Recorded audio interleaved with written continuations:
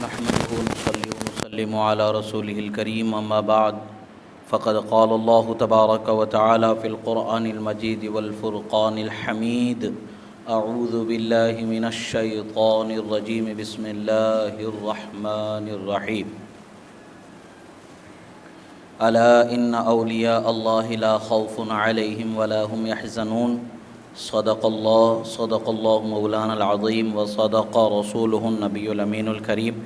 ونحن على ذلك لمن الشاهدين والشاكرين والحمد لله رب العالمين۔ ایک مرتبہ عقیدت و محبت کے ساتھ درود شریف کا نذرانہ پیش کریں۔ اللہم صلی علی سیدنا نبینا مولانا محمد عدد ما فی علم اللہ صلاۃ دائمۃ بدوام ملک اللہ وعلی آلہ واصحابہ اجمعین۔ ایک مرتبہ اور نبی اور آل نبی پر درود شریف پڑھیں۔ اللہم صلی علی سیدنا نبینا مولانا محمد عدد ما فی علم اللہ صلاۃ دائمۃ بدوام ملک اللہ وعلی آلہ واصحابہ اجمعین۔ اللہ رب العزت کا بے پناہ شکر و احسان کہ اللہ رب العزت نے ہمیں اس کے حبیب کریم صلی اللہ تعالی علیہ وسلم کا سچا چاہنے والا ایمان والا مسلمان بنا کر پیدا فرمایا۔ یہ ہدایت کی نعمت اللہ کی طرف سے جو ہمیں مل گئی ہے، یہ ایسی نعمت ہے کہ ہمیں اس کا صحیح معنوں میں اندازہ موت کے بعد ہی ہو سکتا ہے۔ دنیا میں زندگی میں اس کی قدر کر نہیں سکتے، اندازہ ہم کر نہیں سکتے، مگر مرنے کے بعد جو نعمتیں اللہ کی طرف سے ایک مومن مسلمان کو ملتی ہیں، جو جنتیں اللہ کی طرف سے ایک مومن مسلمان کو ملتی ہیں، جو بخششیں اللہ کی طرف سے ایک مومن مسلمان کو ملتی ہیں، وہ مومن مسلمان کو اس نعمت کا صحیح معنوں میں احساس دلانے والا موقع ہوگا۔ ہمیں اس وقت پر قدر ہوگی کہ ہم نے جو دولت پائی تھی ایمان کی، جو نعمت پائی تھی ایمان کی دنیا میں، وہ کیسی عظیم نعمت تھی اور وہ کیسی عظیم دولت تھی۔ یہ وہ دولت ہے کہ مرنے کے بعد بھی انسان کے ساتھ جانے والی ہے، اور مرنے سے پہلے بھی انسان کے کام آنے والی ہے، مرنے کے بعد بھی انسان کے کام آنے والی ہے۔ دنیا کی ظاہری دولت جس سے مال و اسباب خریدے بیچے جاتے ہیں، یا زمین جائیداد گھر بنائے جاتے ہیں، یہ وہ دولت ہے کہ انسان کو اس کے ساتھ میں لے جانے کا کوئی موقع نہیں ہوگا۔ لے جانا چاہے گا بھی تو بڑے بڑے بادشاہوں نے مردوں کے ساتھ سونے کو دفن کر دیا، مگر وہ سونا نہ اس مردے کا کوئی کام آنے والا سبب بنا، نہ وہ سونے سے اسے کوئی فائدہ پہنچا، نہ وہ چاندی زر و جواہر سے اسے کوئی فائدہ پہنچا۔ فائدہ انسان کو پہنچے گا تو ایمان کی دولت سے اور نیک عمل سے۔ اللہ تعالیٰ کی بارگاہ میں وہ خلوص سے جو دنیا میں نیکی کیا ہوگا، ایمان کے بعد نیکی اس کے کام آنے والی ہے۔ ایمان کے بغیر ہزاروں نیکی اگر انسان کر لے، وہ اسے کام آنے والی نہیں۔ ایمان اصل چیز ہے، اللہ نے ہمیں ایمان والا بنایا، یہ اللہ کا بے پناہ شکر و احسان ہے۔ اللہ کے رسول صلی اللہ تعالی علیہ وسلم کا ارشاد گرامی ہے، اللہ کے رسول صلی اللہ تعالی علیہ وسلم نے ارشاد فرمایا کہ کنت نہیتکم عن زیارت القبور فزوروها فإنها تزہد فی الدنیا وتذکر الآخرہ۔ فرمایا کہ اے لوگو،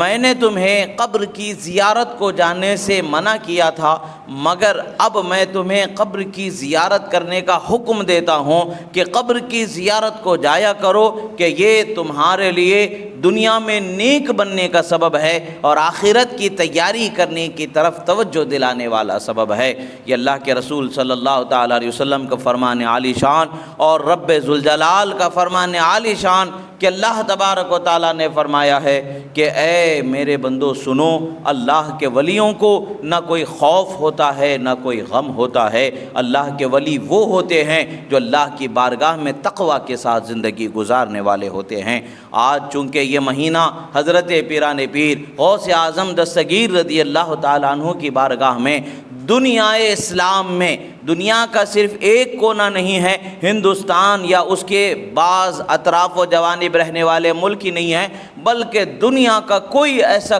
کونا نہیں ہے جہاں حضرت پیران پیر کا ذکر نہ کیا جاتا ہوگا، جہاں حضرت پیران پیر کے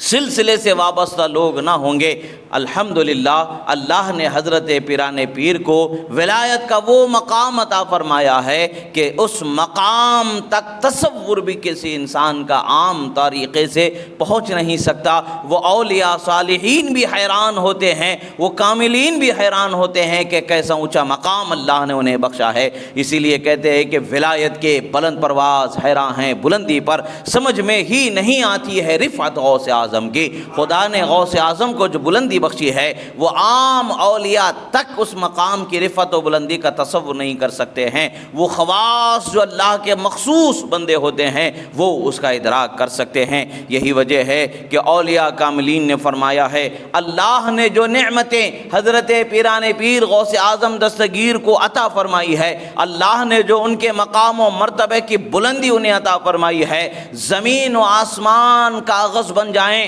اور زمین کے تمام سمندر سیاہی بن جائیں اور تمام درخت قلم ہو جائیں، یعنی یہ سب کے سب مل کر کے مقامات رفیعہ اور شان غوث اعظم کو اگر قلم بند کرنا چاہیں تو تھک جائیں گے، مگر وہ مقام و بلندی کا ذکر کا احاطہ نہیں کر سکتے ہیں جو اللہ نے انہیں بخشی ہے۔ یہ حضرت پیران پیر کی جب یہ شان ہے تو آپ کے جد اعلیٰ حضرت امام حسن کی شان کا کیا حال ہوگا، حضرت امام حسین کی شان کا کیا حال ہوگا، پھر باب مدینت علم، باب ولایت حضرت مولا کائنات فاتح خیبر حیدر کرار کی شان کا کیا حال ہوگا، پھر مصطفیٰ جان رحمت صلی اللہ علیہ وسلم کی شان و عظمت کا کیا حال ہوگا۔ جب رسول اللہ کے شہزادوں کی شان کا یہ حال ہے کہ مخلوق جو عام مخلوق ہے حیران ہو جائے گی، ان کی شان و عظمت کو بیان کرتے کرتے تھک جائے گی مگر اس کا احاطہ کر نہ سکے گی،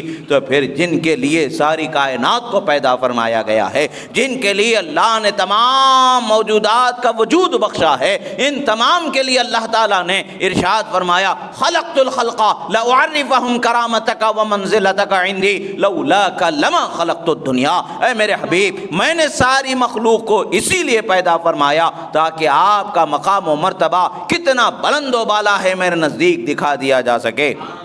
اگر یہ مقصود نہ ہوتا، اگر یہ منظور نہ ہوتا تو میں کسی کو نہیں پیدا فرماتا، پھر اس نبی کی شان کا ہم کہاں احاطہ کر سکتے ہیں۔ ہماری پہنچ جب غوث اعظم کے دروازے تک جا کے ختم ہو جاتی ہے تو پھر سید الانبیاء والمرسلین کی شان ہم اور عام مخلوق کیا اس کا احاطہ کر سکتی ہے۔ ہاں اتنا ہے کہ خدا و رسول نے جتنا ان کی شان بیان فرما دی اسی کو ہم بیان کر سکتے ہیں، سمجھنا ہمارے بس کی بات نہیں ہے۔ اور اسی طریقے سے اولیاء کی جو شان اللہ اور اس کے رسول نے بیان فرما دی ہم اسے بیان کر سکتے ہیں، سمجھ نہیں سکتے ہیں، احاطہ نہیں کر سکتے ہیں، اندازہ نہیں لگا سکتے ہیں۔ اللہ کے رسول صلی اللہ تعالیٰ علیہ وسلم کا یہ فرمان اور اللہ تعالیٰ کا یہ فرمان ہمیں بتاتا ہے کہ اولیاء کا مقام کچھ نہ کچھ ایسا عام مخلوق میں جدا ہے، عام مخلوق سے الگ ہٹ کر کے ہے جو عام مخلوق اس کا اندازہ نہیں لگا سکتی ہے۔ اللہ کے رسول صلی اللہ تعالیٰ علیہ وسلم نے ارشاد فرمایا اللہ کا کوئی بندہ ایسا ہوگا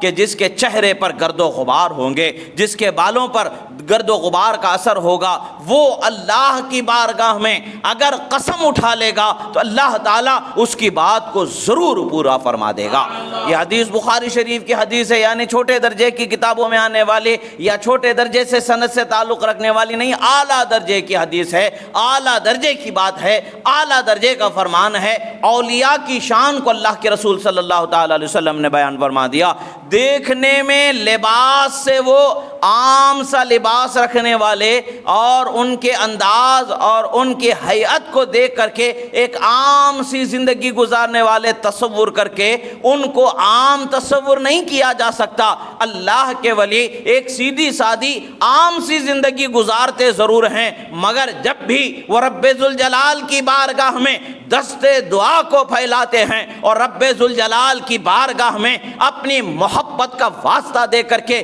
طلب فرماتے ہیں، یقیناً اللہ تبارک و تعالیٰ انہیں عطا فرما دیتا ہے۔ صفت الصفوہ کے اندر امام ابن جوزی نے ایک واقعے کو نقل فرمایا ہے۔ ایک مرتبہ ایسا ہوا کہ اللہ کے بندوں کا ایک علاقہ تھا، محبوب بندے بھی تھے، عام بندے بھی تھے۔ عرب کے کسی علاقے میں ایک وقت ایسا گزرا کہ بارش کی کمی ہونے لگی، قلت ہونے لگی، قحط سالی کا زمان آ گیا تھا، نہ فصلیں ہو رہی تھیں نہ اور کوئی کام ہو رہا تھا، جانوروں کے لیے بھی پانی اور گھاس چارے کی کمی ہونے لگی تھی۔ سب لوگوں نے مل کر کے دعا کی، اللہ کی بارگاہ میں نماز پڑھی، اور نماز پڑھنے کے بعد نماز استسقاء پڑھی، دعائیں کی گئی۔ دعائیں کرنے کے بعد سب لوگ واپس ہو گئے،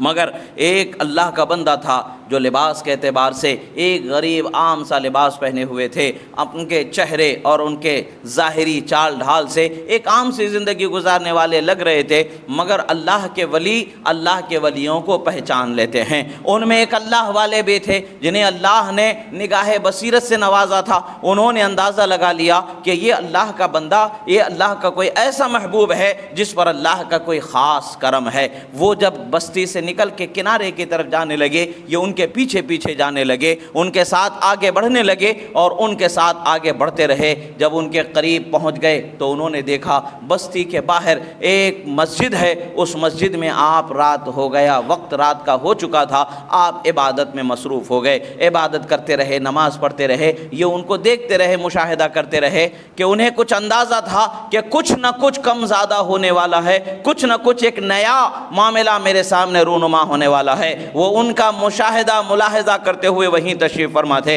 اتفاق سے ہوا ایسا کہ آپ جب عبادت کر چکے، آپ نے دعا کے لیے ہاتھ اٹھایا۔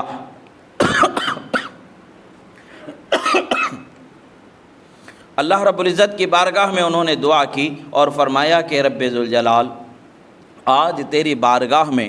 تیرے بندوں نے اپنے ہاتھوں کو پھیلایا تھا، اور تیری بارگاہ میں تیرے بندوں نے اپنے دامن کو پھیلا کر کے مانگا تھا۔ مالک، وہ پریشان حال ہے، ان پر تو رحم نہ فرمائے تو کون رحم فرمائے گا؟ مالک، وہ بارش کے لیے بے چین ہیں، تو بارش نہ نازل کرے تو کون بارش نہیں نازل کرے گا؟ مولا، آج تیرے ان بندوں کو رسوا نہ فرما، انہیں نامراد نہ فرما، اپنی رحمت کی برسات انہیں عطا فرما۔ بارش کی جو ان کی ظاہری کمی ہے اس کمی کو پورا فرما دے۔ وہ دعا کرتے رہے، دعا کرتے رہے، دعا کرتے رہے۔ آخر کار انہوں نے یہ کہا کہ رب ذوالجلال، تجھے مجھ سے جو محبت ہے اس محبت کا واسطہ ہے، بارش عطا فرما۔ ان کی زبان سے نکلنا ہی تھا کہ آسمان سے بارش برسنا شروع ہو جاتی۔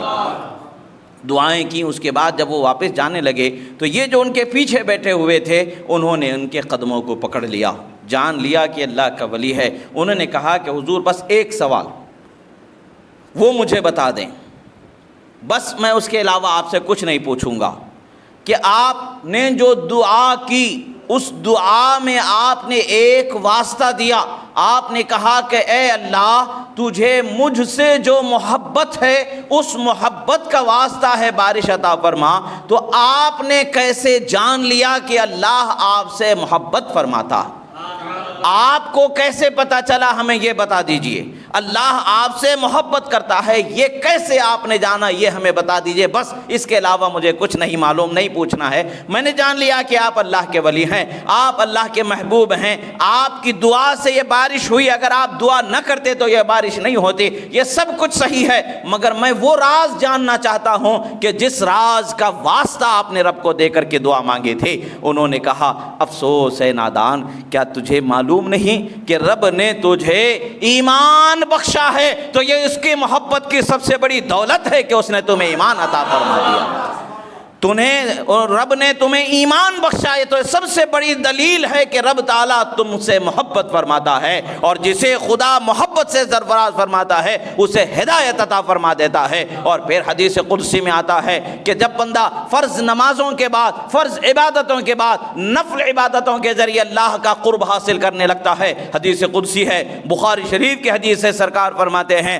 لا يزال عبدي يتقرب إلي بالنوافل حتى أحبه فإذا أحببته كنت سمعه الذي يسمع به۔ فرماتے ہیں کہ جب میرا بندہ فرض عبادتوں کے بعد نفل عبادتوں کے ذریعے میرا قرب حاصل کرتا چلا جاتا ہے تو میں اس سے راضی ہو جاتا ہوں اور اسے میں اپنی محبت سے سرفراز فرما دیتا ہوں۔ جب میں اسے اپنی محبت سے سرفراز فرما دیتا ہوں تو اس کا حال کیا ہوتا ہے؟ وہ میرے ذات میں فنا ہو جاتا ہے، میرے انوار و تجلیات میں وہ اپنے آپ کو فنا کر دیتا ہے۔ حال یہ ہوتا ہے آنکھ اس کی ہوتی ہیں، دیکھنے کا نور میرا اس میں جاری ہو جاتا ہے، زبان اس کی ہوتی ہے، حکم میرا جاری ہو جاتا ہے، ہاتھ اس کے ہوتے ہیں، عطا میری اس کے ساتھ ہو جاتی ہے، قدم اس کے ہوتے ہیں، حمایت میری اس کے ساتھ ہو جاتی ہے۔ یعنی عام انسان جو چیز دے نہیں سکتا اللہ کا ولی وہ دے دیتا ہے،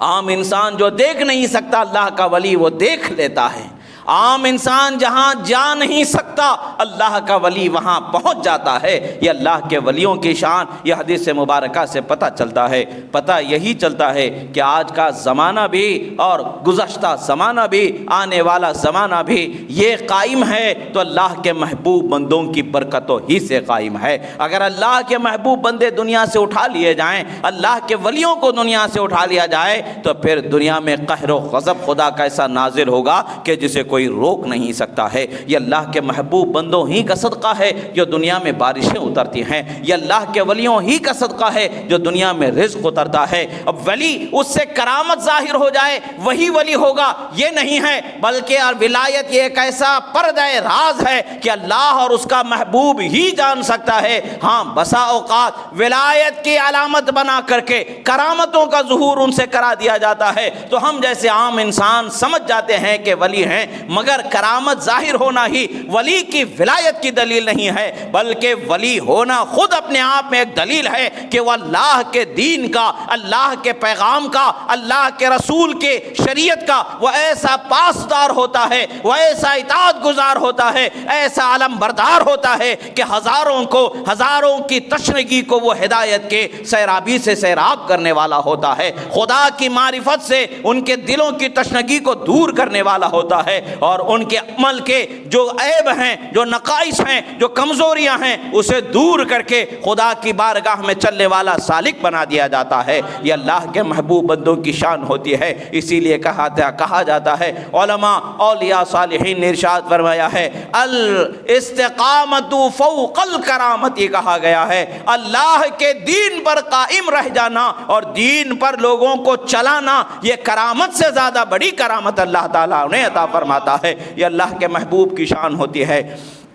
اللہ کے رسول صلی اللہ تعالیٰ علیہ وسلم نے فرمایا، اب مثال کے طور پر دیکھیں کہ آج کا زمانہ کیسا بنتا جا رہا ہے کہ اللہ کے ولیوں کے پاس اگر کوئی بندہ پہنچ جاتا ہے، اللہ کے ولیوں کے پاس پہنچ جاتا ہے تو اس پر جو ہے شرک بدعت حرام کے نہ جانے کیسے کیسے فتوے لگا دیے جاتے ہیں، اسے بتایا جاتا ہے کہ بھئی یہ حرام ہو رہا ہے، یہ شرک کیا جا رہا ہے۔ سمجھنے کی بات ہے کوئی بھی بندہ اللہ کے ولی کے پاس جاتا ہے تو انہیں اللہ کا ولی ہی سمجھ کے جاتا ہے، خدا سمجھ کے نہیں جاتا ہے۔ وہ یہ سمجھتا ہے کہ میں گنہگار ہوں، یہ اللہ کے نیک بندے ہیں، میری گناہیں میری دعائیں رد ہو سکتی ہیں مگر اللہ کے نیک بندوں کی دعائیں رد نہیں ہوتی ہیں۔ وہ دعا کر لیں گے اللہ مجھ پر رحم فرما دے گا، اس نیت ہی سے ان کے پاس پہنچتا ہے۔ اب سوال یہ پیدا ہوتا ہے کہ کیا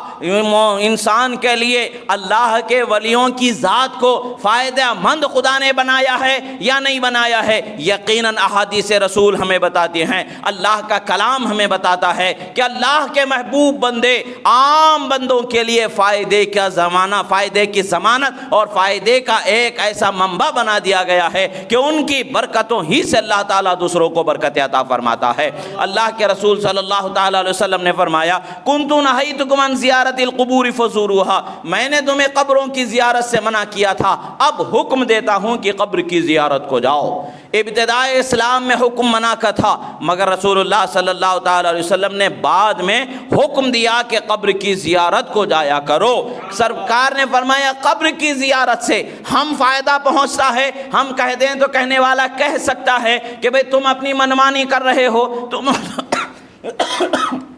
تم اپنی بات کر رہے ہو، بات دلیل سے ہونی چاہیے، بات ان کی ہونی چاہیے جن کو بولنے کا حق خدا نے عطا فرمایا ہے، جن کی بولی کو خدا نے اپنے وحی سے مزین فرمایا ہے، یعنی اللہ کے رسول کی بات ہونی چاہیے۔ اللہ کے رسول نے فرمایا فَإِنَّهَا تُزَهِّدُ فِي الدُّنْيَا وَتُذَكِّرُ الْآخِرَةَ، فرمایا کہ یہ قبر کی زیارت تمہیں دو فائدے دینے والی ہے۔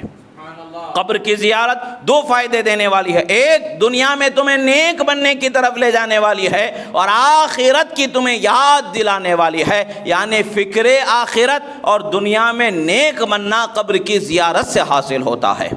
یہ دو فائدے قبر کی زیارت سے حاصل ہو رہے ہیں۔ تو یہ فائدے جب اللہ کے رسول نے ہمیں فائدہ ملنا بتا دیا ہے، اگر آج کے زمانے میں اگر کوئی بندہ کہتا ہے کہ قبر کی زیارت سے کوئی فائدہ نہیں ملتا ہے تو وہ اپنی بولی کی کوئی دلیل نہیں رکھتا ہے۔ الحمدللہ اللہ نے اہل سنت کو دلیل سے مالا مال فرمایا ہے۔ اتنی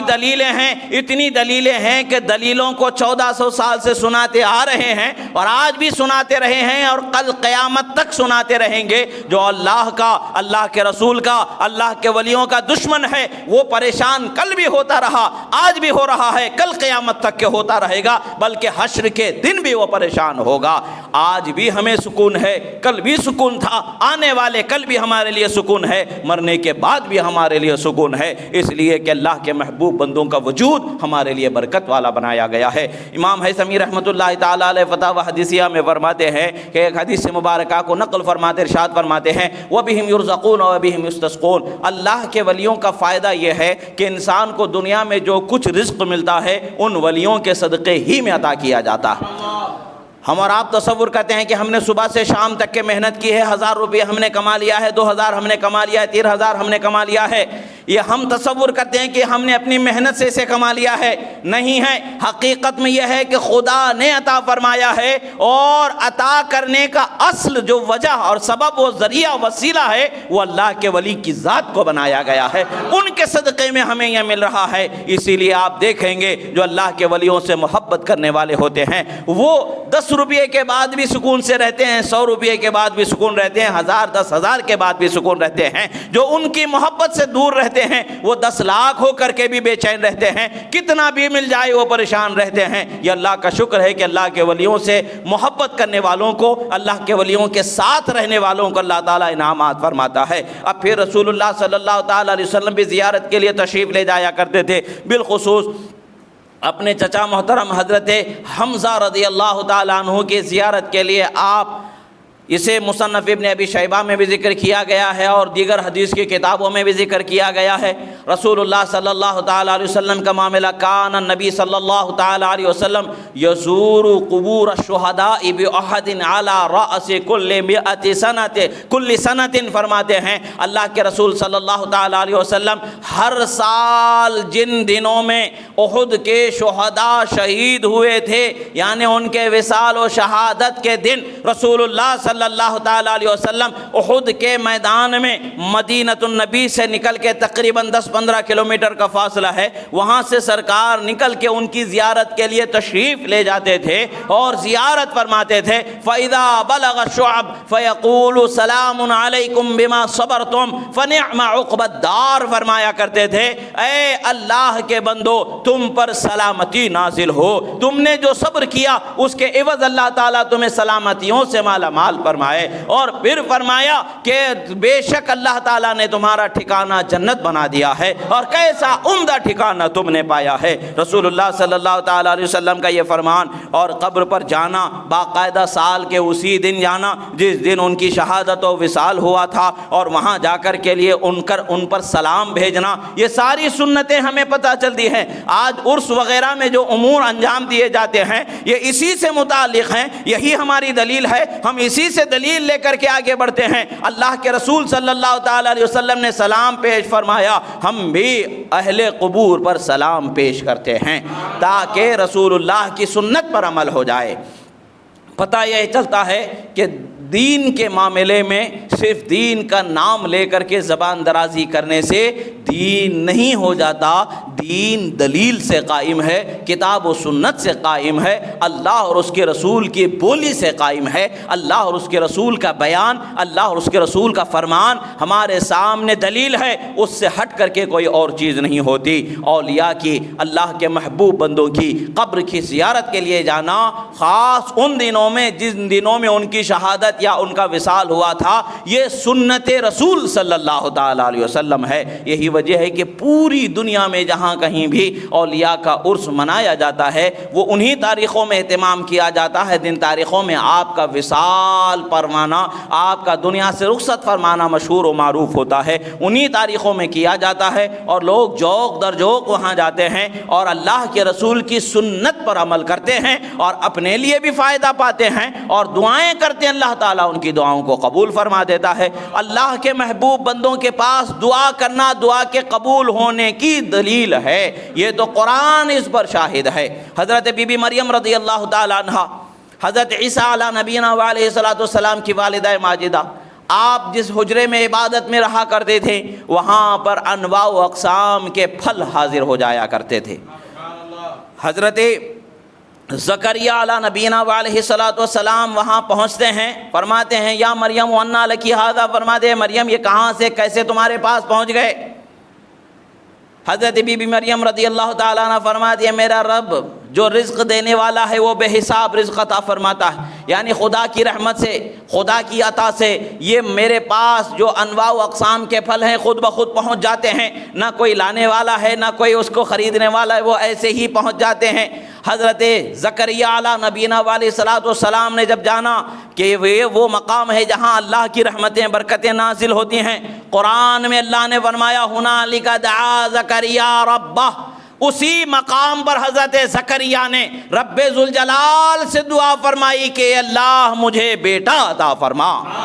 اللہ تعالیٰ نے ان کی دعا کو قبول فرمایا اور حضرت یحییٰ علیہ نبینا علیہ السلام انہیں عطا فرمایا کہ حضرات انبیاء کا طریقہ ہے اللہ کے محبوب بندوں کے لیے جہاں رحمتوں کا نزول ہوتا ہے ان نزول رحمت کے مقامات پر دعائیں کرنا یہ اللہ کے نبیوں کا طریقہ ہے۔ الحمدللہ اہل سنت یہ اپنا کوئی نیا طریقہ لے کر کے، یہ اپنا کوئی نیا دین لے کر کے، یا اپنا کوئی نیا ضابطہ لے کر کے دنیا میں روشناس ہوئی، ایسا نہیں ہے۔ اہل سنت وہی 1400 سال پرانے طریقے پر چلنے والی جماعت ہے، وہی انبیاء، صحابہ، صلحاء، صالحین، اولیاء، محدثین، فقہاء کے طریقے پر چلنے والی جماعت ہے کہ جس پر اللہ تبارک و تعالیٰ نے ہدایت کا انعام فرمایا ہے اور اکرام فرمایا ہے۔ اللہ کا شکر ہے کہ ہم اس سچے طریقے پر قائم و دائم ہے۔ یقیناً اللہ تبارک و تعالیٰ کی طرف سے یہ ہدایت مل جانا ہمارے لیے نعمت کی بات ہے، رحمت کی بات ہے۔ قبر والوں کے معاملات ہوتے ہیں، لوگ سمجھتے ہیں کہ قبر میں جو اللہ کے محبوب بندے ہیں ان کا کوئی معاملہ نہیں ہوتا ہے، عام انسان کی زندگی کا معاملہ الگ ہوتا ہے، اللہ کے محبوب بندوں کی زندگی کا معاملہ الگ ہوتا ہے۔ اللہ تعالیٰ نے فرمایا جو لوگ اللہ کی راہ میں شہید ہو جاتے ہیں انہیں مردہ نہ کہو بلکہ وہ زندہ ہیں، ان کی زندگی کو تم سمجھ نہیں سکتے ہو۔ اللہ نے قرآن میں فرمایا بل احیاء ولکن لا تشعرون، بلکہ وہ زندہ ہیں اور ان کی زندگی کا تم اندازہ نہیں لگا سکتے ہو، شعور نہیں رکھ سکتے ہو۔ اللہ کے محبوب بندوں کی یہ شان ہے، ان کی قبر کی زندگی الگ زندگی ہے جس کو ہم سمجھ نہیں سکتے ہیں۔ تفسیر ابن کثیر میں ابن تیمیہ کے شاگرد ہیں، انہوں نے ایک واقعے کو حضرت عمر فاروق رضی اللہ تعالیٰ عنہ کے زمانے کے ایک واقعے کو ذکر فرمایا ہے۔ وہ واقعہ کیا ہے؟ واقعہ یہ ہے کہ ایک شخص اس زمانے میں تھا، وہ بندہ بڑا عبادت گزار، متقی، پرہیزگار تھا، مسجد میں زیادہ وقت گزارا کرتا تھا، عبادت اور ریاضت میں وہ مشغول ہوا کرتا تھا۔ اتفاق سے ایک وقت ایسا آیا کہ اس بندے پر اس محلے کی ایک خاتون کا دل آ گیا، اس کی نیکی اور اس کی خوبی اور اس کی بھلائی کو دیکھ کر کے وہ اس کی طرف مائل ہونے لگی اور اس کی خواہش رہی کہ وہ اللہ کا بندہ اس کی طرف مائل ہو جائے۔ وہ ہزار کوشش کرتی رہی مگر وہ ٹس سے مس نہیں ہوتا رہا، مگر آخر کار بحیثیت انسان، بتقاضۂ انسانی، وہ بھی ایک انسان ہی تھا کہ اس کے قدم ڈگمگانے لگے۔ ایک وقت وہ آیا کہ وہ خاتون کے گھر میں داخل ہو گیا، مگر قریب تھا کہ اس سے گناہ صادر ہو جاتا، مگر کسی قرآن کے پڑھنے والے کی زبان سے آیت مبارکہ کو اس نے سن لیا، ان الذین اتقوا اذا مسهم طائف من الشیطان تذکروا فاذا هم مبصرون۔ فرمایا گیا کہ بے شک وہ لوگ جو اللہ سے ڈرنے والے ہیں، جب انہیں شیطان اپنی طرف مائل کرنے کی کوشش کرتا ہے تو اللہ سے ڈرنے والے کبھی اس کی طرف نہیں جاتے ہیں، اللہ تعالیٰ انہیں سمجھ عطا فرما دیتا ہے۔ جیسے ہی یہ آیت ان کے کانوں میں پڑی وہ فوراً بے ہوش ہو کر کے زمین پر گر جاتے ہیں۔ خدا کا خوف ان پر غالب آتا ہے اور خدا کا ڈر ایسا غالب آتا ہے کہ ہوش بے ہوشی کا وقت گزرتا رہا، کچھ ہی لمحے گزرے کہ اسی حالت میں وہ دنیا سے رخصت ہو گئے، دنیا سے چلے گئے، ان کا انتقال ہو گیا۔ نہلا دھلا کر کے انہیں دفن کر دیا گیا۔ گیا اس بچے کے اس بندے کے دفنا دیے جانے کا علم حضرت عمر فاروق رضی اللہ تعالیٰ عنہ کو ہوا۔ حضرت عمر فاروق رضی اللہ تعالیٰ عنہ اس کی قبر پر پہنچتے ہیں رات میں، اور آپ وہاں جا کر کے دعا کرتے ہیں، اس بندے کی مغفرت کی دعا کرتے ہیں اور فرماتے ہیں کہ نوجوان وَلِمَنْ خَافَ مَقَامَ رَبِّهِ جَنَّتَانِ، آپ اس بندے کو بشارت سناتے ہیں، اے نوجوان تو نے اللہ کا خوف پایا، تو نے اللہ کا ڈر پایا اور اپنے آپ کو تو نے گناہ سے بچایا، ایسے بندے کے لیے اللہ نے فرمایا دو دو جنتیں اس بندے کو عطا فرمائی جائیں گی۔ تو بے شک مبارک ہو تجھے کہ دو دو جنتیں تجھے عطا فرما دی گئی ہیں۔ یعنی جب انہوں نے اس بندے کو یہ مقام کی نعمت کی عظمت سنائی گئی، بشارت سنائی، تو جواب اس بندے نے دے دیا کہ بے شک حضور اللہ تعالیٰ نے مجھے دو جنتیں عطا فرما دی ہیں۔ یعنی پتہ چلتا ہے کہ قبر میں جو اللہ کا بندہ محبوب ہوتا ہے وہ بھی قبر کے باہر جو ہوتا ہے اس کی بات کو سن لیتا ہے، اور باہر والا بھی اللہ کا محبوب ہوتا ہے تو قبر والے کی بات کو سن لیتا ہے۔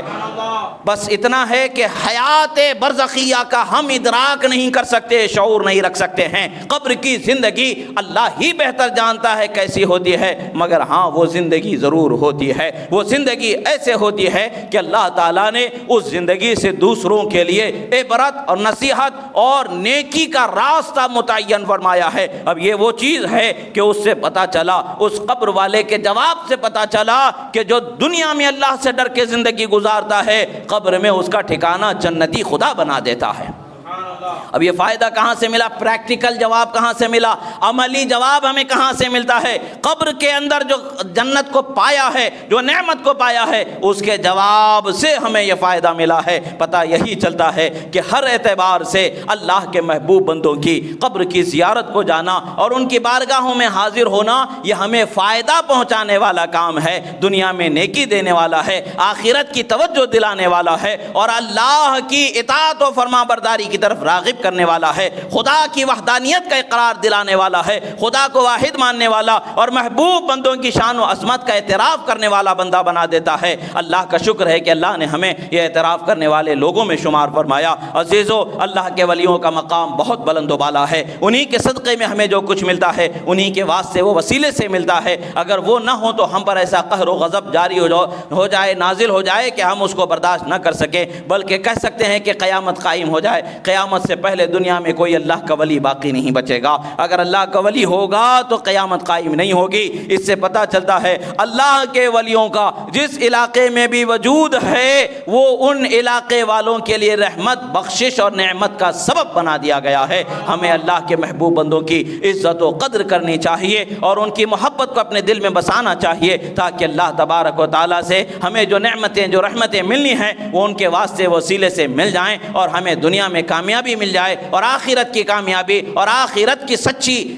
تیاری کرنے کی اللہ تعالیٰ کی طرف سے ہمیں توفیق مل جائے۔ رب ذوالجلال کی بارگاہ میں دعا ہے جو کہا گیا سنا گیا، کہنے میں سننے میں جو غلطی ہوئی اللہ تعالیٰ اسے معاف فرمائے، جو حق و صحیح کہا گیا اللہ تعالیٰ اسے قبول فرمائے۔ مولا ہمارے دلوں میں تیرے محبوب بندوں کی محبت عطا فرما، اولیاء صالحین کی محبت عطا فرما، کاملین کی محبت عطا فرما، ان کے نقش قدم پر چلنے کی توفیق عطا فرما۔ پروردگار تیرے حبیب کریم صلی اللہ تعالیٰ علیہ وسلم کے صدقے دوفیل میں مولا جہاں کہیں بھی دنیا میں مسلمانوں پر ظلم ہو رہا ہے مولا، ظلم کرنے والوں کو نیست و نابود فرما، مظلوم مسلمانوں کی مدد فرما، بیواؤں، یتیموں، بے سہاروں بچوں کے لیے سہارے، کفو، اسباب مہیا فرما۔ مولا ہم پر رحم فرما، کرم فرما، ہمارے ملک میں ہمیں امن، امان، چین، سکون، سلامتی عطا فرما۔ اقول قولی ھذا استغفر اللہ لی ولکم ولسائر المؤمنین وما علینا الا البلاغ المبین برحمتک یا ارحم الراحمین والحمد للہ رب العالمین۔